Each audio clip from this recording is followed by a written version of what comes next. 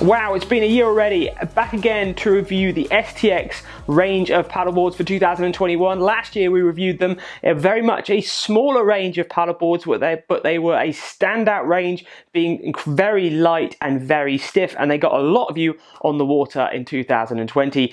This year STX have definitely grown the size of their range quite dramatically, to be honest, and it's a little bit more confusing to understand what you really should be looking at and which board will be right for you. And that's really what I'm going to focus on in this video. These boards are still standout products. We're going to speak about all the pros and cons of these products, but really we're going to help you highlight which board will be best for you looking at their new 2021 larger range of paddleboards. One thing that all the boards have in common is the same construction. They all have the FXL construction, which stands for Fusion X Light. What that basically means is there's two layers of PVC on the top and bottom and the rails of these boards. That PVC layer is bonded together using fusion, which is where they heat the materials and bond them together, and they take out the glue, which takes out some of the manufacturing errors of maybe where somebody's not putting enough glue in a certain place, but also it gives you a much lighter board because it's basically taking out any excess glue really that goes into sticking those together. So fusion is a better way of bonding. Two layers of PVC brings the weight down and it helps increase the stiffness as well. The X woven, it's got a X sort of woven fabric. The drop stitch material that's inside these boards is crossed over, and that really just helps the board keep its original shape much better. Now we will speak a bit more about the construction and the stiffnesses and the thickness of the boards in a minute. Let's have a little overview look of the bigger range they have for 2021. So they still have very much the same boards that they had last year. You still have your junior, smaller boards, you still have your more all-round based boards, and you still have a large range of boards suited to somebody who wants to paddle a little bit faster, be a bit more efficient with their paddle strokes. So they've still got their tourers, and they've even brought out a more race range of boards this year. Just when you're looking at the overall range of boards, the easy way to understand it is if you're going for a longer base board, it's going to give you more glide and it's going to be faster through the water, but it's going to be harder to turn around. So it's going to be not so maneuverable, and therefore most of you, when you're getting into the sport, are going for around 10'6", mid 10 foot, maybe to early 11 foot in length boards. That gives you enough of a board, that gives you enough glide, but still it's quite easy to move around. When it comes to those boards widths, the most optimum board width for most people getting into the sport is a board that's 32 inches wide. That gives you enough stability, enables you to be able to jump on the board as a first timer. You can go wider than that, you can go to a wider base board, but remember, the wider you go, the slower the board is going to paddle, which is why the longer race boards or the touring base boards, you can get them in narrower widths because they're designed to paddle much further, designed to be way more efficient when you're paddling them. So if you're looking for a faster board with more glide, more forward momentum, you're trying to bring the width down and you're trying to increase the length where you can.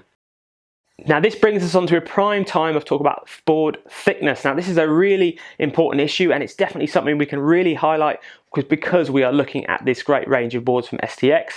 There is a lot of boards to look at in the catalogue, and it can be a little bit confusing. The easy way to understand those boards and what they are is the pure range of boards, which is the pinker, lighter, grey colour range of boards. All of those boards are 5 inches thick, and the other boards, the blue board and the mint colour boards, are all 6 inches thick via the 9/8 or the 8 foot, which are the 4 inches thick boards. So that's a really easy way to understand that.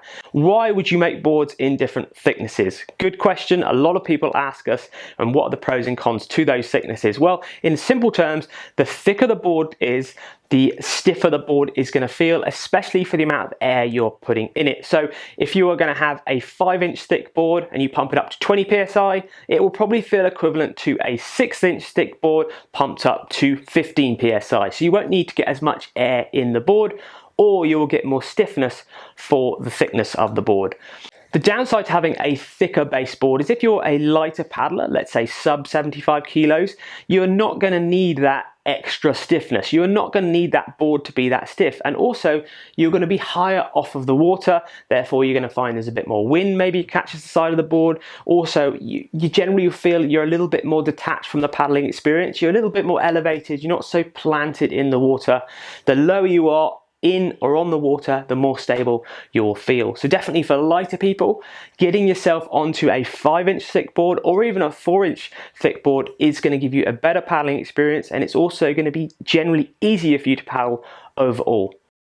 But if you're a heavier person, you're not going to want to be on a thinner base board because the board is going to flex a lot more, and then you're going to find it's quite wobbly as well. So that's why there's different thicknesses in this STX range and lots of other brands as well. They optimize the thicknesses for the boards and the length of the boards for the right rider.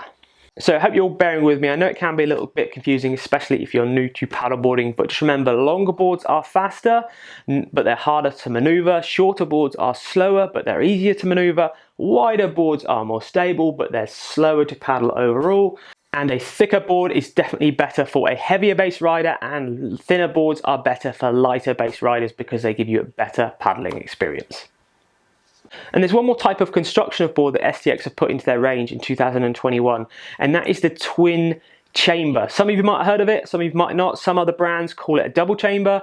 This is where they have an internal chamber inside the board that you pump up separately to the outer chamber. So you basically have two boards. You have one board inside each other. Now what that does, it does add a lot of stiffness to the board because you've got more layers of material of the PVC rails going into the board, so there's more material giving you more of a stiffer board. So STX have brought out their twin chamber boards in a few of their key sizes, and they will always be in 6 inches thick boards because they're designed to give that rider that more stiffness again. So if you're a heavier base rider, which we'll speak about weights in a minute, the twin chamber range of boards is going to be stiffer than a single chamber board.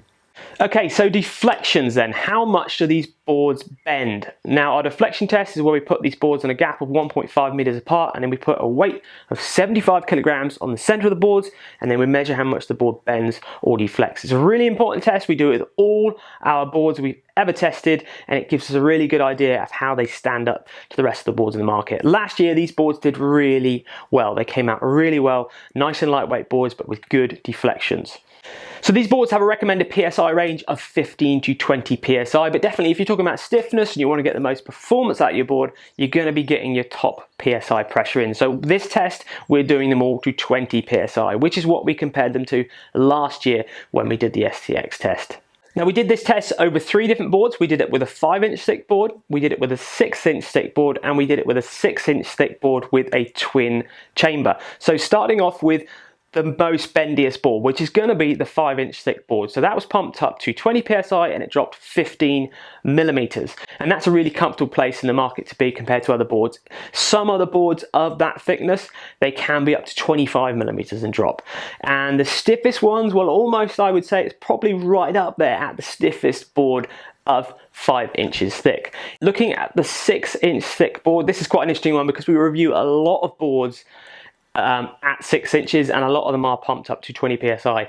This came out at exactly the same deflection as last year's board when we tested it at 9 millimeters, which shows the construction of materials is still the same when you're looking at the core materials of the board. Very stiff for the weight of the board. As always, you've always got to compare weight, which is the amount of materials they put in the board, to the stiffness. So you've got a really stiff board, 6 inches thick, 20 PSI, 9 millimeters. So taking that same board, but putting a twin chamber in it, what does that do at the same pressure to the stiffness? Well, it brings the stiffness down or up, whichever way you look at it, to 7 millimeters. So the twin chamber STX 6-inch thick board at 20 PSI drops 7 millimeters.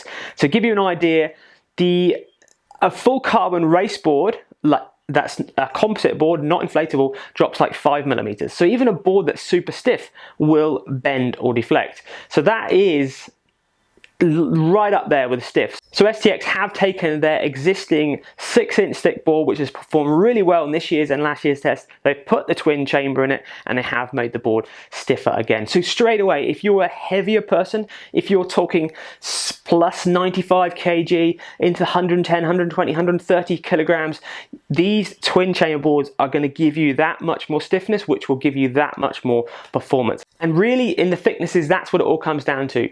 Lighter paddlers paddlers can look at thinner base boards. We didn't measure the 4-inch thick one, but definitely if you're a lighter paddler, 70 kg, 65 kilograms and down, you're going to be happy on a 4-inch thick board. If you're up to 75 kilograms, you're going to be really happy on a 5-inch thick board. And if you're up to 120, 115 kilograms, you're going to be happy on a standard 6-inch thick board. And if you're up to 130 kilograms, you're going to be happy on a 6-inch thick board with a twin chamber. And that's basically how you need to look at the STX range when it comes to understanding weights for boards. What about what's on the boards? What do you get in the package? What about other stuff we can talk about with these new STX boards? So first off, transporting your board to your paddle location. A lot of you are going to take it with your backpack. The backpack is, I think, quite a nice, stylish looking backpack. It's nothing really fancy, but the colorways they've done it with the orange zips and everything looks smart. Fairly comfortable, not loads of padding around the shoulder straps. Got a small amount of padding around the back area.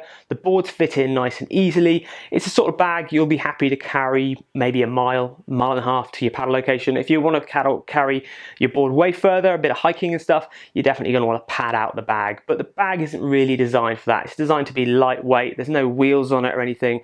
To be honest, a lot of bags I do like that because you're not carrying extra weight in the bag. You've just got your board and your gear inside of that. When it comes to pumping your board up, STX supply a Bravo two-way pump from a good brand. A lot of good boards have got these pump. This is nice because it's got foldable foot pegs, so you can fit it in your bag nice and easy. You can take the handles off to make it smaller again as well. It's a two-way pump, so what we mean by that, it pumps on the upstroke and on the downstroke, which means it can be a smaller chambered pump but still get a relative amount of air in the board quite quickly.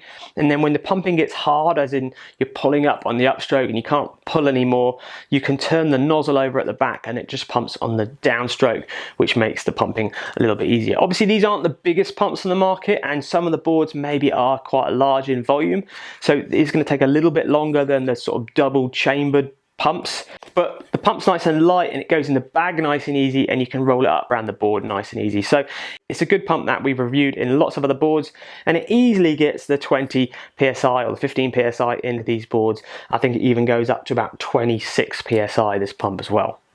Another thing you get as standard with most of the boards except the pure range of paddle boards, you get an STX aluminium 3-piece paddle. Now a lot of shops are bringing in paddles as well, so even if it's not a standard, you'll probably find there's a shop supplying a paddle with the pure range of boards, for example.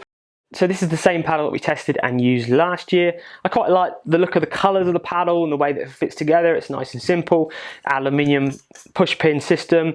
It seems to work. It's not the most efficient when you're paddling for two reasons. One is aluminium does tend to flex and it takes a long time to sort of come back from that flex, or over 6-8 months you might even find your aluminium paddles start to bend and they actually stay bent, opposed to a glass fibre or carbon paddle. You get a much more stiffness and the paddle is going to last you much longer. So definitely if you're looking to get into paddle boarding a bit more, if you have the option to upgrade your paddle to a glass fibre or a carbon one, because I know STX do make glass fibre and carbon paddles, it might be well worth just putting a bit more extra money in if you can at the beginning, just to get yourself a better paddle. But this paddle is fully adjustable. It's nothing super special, but it does the job. It's absolutely adequate and it's going to get you on the water. The only slight negative of this paddle is the blade shape is a nice blade shape, but it does have a bit of flex in the actual blade as well. So if you're putting in a bit more power, you will feel it's not as efficient as a stiffer blade, maybe a glass fibre or carbon bladed paddle would be. But that's to be expected at the price point and the sort of level that these paddles are aiming at. You don't actually get a leash as standard with these packages, which is a bit of a shame, but you will find that pretty much every shop that you buy these boards off, they will put in or throw in a leash as part of the deal as well. But a leash is an absolute must, so if you do not get these with a leash, please get yourself a leash alongside these boards as well. So looking at the other features these boards have got, well, the pure ranges all come with carry shoulder straps as well, which are these D-rings on the sides. You get bungees on all of the boards, up at the front of the boards. Nice padded neoprene wrapped carry handles. All of the deck pads on the boards are quite neat. You get several different types of grip, which does help you feel your way around on the board. You've got your core grip, which is where you're standing most of the time, and then you've got this sort of smoother, honey grip, which is at the front and at the back of the board. It's a nice little touch to have, depending on how sensitive your feet are. Definitely if you're barefoot, you can feel the differences of these deck pads, so you know where you're standing on the board. The biggest thing that STX do with all of their boards is they put kickers on the back of the board. What is a kicker? Well, it's an EVA raised pad right at the back of the board. And that's really good if you're trying to learn step back turns or buoy turns or just turn faster, because you're going to want to have your foot right at the back of the kicker. You can lean on your back leg and you can just pivot around the fin. It's a really quick, fun, easy turn to do when you get the hang of it, but having that kicker does make it much easier to grasp and understand where your foot is. The inflation valve on the STX is up at the front, and with the twin chamber one, it's still up at the front area of the twin chamber. Other boards you'll see available on the STX website, you'll see lots of boards are available with windsurf UJ attachments, where you can screw your windsurf UJ in the front and make it a windsurf board. Also, those windsurf models have slide-in fins that you put underneath the middle of the board to help stop you going downwind when you're starting off or getting into windsurfing. And even they brought out a junior board that has that option as well, which is a really good move if you've got a kid who's really getting into a lot of water sports. Gives you a lot of value for money having that one board that does it all. Look at the bottom of the boards. First off, your fin box. It's got the same slide-in clip fin box system that they had last year. It's a very easy fin box system to use. It's sort of becoming the sort of most common fin box system with, I'd say, 90% of iSUPs at the moment, so you can get the spares of it now nice and easy. Other stuff at the bottom and back of the board with the Tourer boards and the race boards, the boards that are designed to paddle a little bit faster, you'll see there's a rail saver edge, which is a PVC strip stuck on around the corner at the back of the board. And what that does, it basically gives you a cleaner water flow, or the release of the water as you're paddling across the water. If you imagine it as the board's going along, if you have a big round tail, a round rail like on most of the all-round boards, the water can wrap up the back of the rail and create turbulence and basically slow you down a little bit. Having a sharper edge basically lets the water release from the tail and gives you a much faster board to paddle. And that's why they put it on the Tourers and the racing boards, because they're understanding you are going to be paddling a little bit further. If you're mucking about with the kids and putting the dog on the front and just catching a few waves and just playing around in general, all round sort of free ride boards like they're talking about here, they haven't put the rail saver on there because you won't be using that, or you won't be needing that as much. Just giving you an overview look of the overview shapes of these boards, you'll see the free ride boards are all the rounded noses, rounded tails, they're much wider overall, and the Tourer and the race boards are much thinner and slender, more pointy noses, more pulled in tails. Just like what I said earlier with length and width and stability, the more width you have up at the nose, the rounded nose ones are going to be more stable, but they're going to be slower to paddle. The touring and the race boards, you see they're more slender up at the top there, they're going to be faster to paddle. They're not going to produce as much drag, but at the same time they're not going to give you as much stability because there isn't as much board shape up at the nose like there is compared to the free ride range. Another board that STX have brought into the range this year that didn't have last year is a wing foil board. The board we had was the 510. They also make a 4.4 and a 6.6. Pretty competitive price, sitting around the sort of £549. That board has the rail saver edge. It has a carbon plate stuck on the bottom of it. You have to put the nuts and the bolts in sort of the reverse of a standard foil, so you having a locking nut that you do up towards your foil instead of basically the nut being inside the board. So if you've got a different thickness of foil when you've got it, you might have to cut off the bolt when you're finished with it, so it doesn't look as pretty. But the board itself did work absolutely fine. It got us on the water, it got us foiling in light winds. It took all the foils that we put in it, and the stiffness of the board, it was still pumped up to 20 psi. It's nice and stiff. The only thing that we did notice when we're using it, it does settle nose down when you're foiling it in general. Not something you notice so much when you're foiling, but definitely when you're watching it on camera, you can see a little bit more nose down there. That obviously does have a little effect when you touch down because the nose is going to drag you first, but if you trim your wake a little bit further back and you let the rail saver catch, that rail saver does bring you up and release the water much quicker. It's nice to see that cheaper price point inflatable foil board in the STX range this year for sure. Now STX have actually got a lot more kit on their website too that I'm not going to mention in this video. Like they've got a giant SUP, which is great for the family. They've also got an inflatable windsurf range of boards, which is definitely worth checking out if you're really a bit more into your windsurfing, more than just sort of plugging your rig on like in a SUP manner. I mean, they're a bit more dedicated. They've got foot straps. They're obviously set up a lot more for windsurfers. And another thing I am going to mention is the STX electric pump. I spoke about it last year. We had just got it at that point and done a little bit of testing with it. This is the same pump, still going. Still, we're super happy with it. It is a really great pump, and this retails £140, about 160 euros or something like that. Doesn't pump up any more than 16 psi. That's the max pressure it will do. It's got a built-in electric pressure gauge. You set it on what level you want. It's got lights. It's got a USB charging port. It's got an input there. When it seems to be really accurate with its pressure, and it gets the air in the board really quickly. It's great. It's still one of the backbone pumps that SUPboarder used to do a lot of their pumping up of their iSUPs. So before I give you some pros and cons of the new STX range, let's go a little bit about the environmental stuff and the warranty that you get with STX. Now, STX offer a 1-year warranty as standard with all their boards.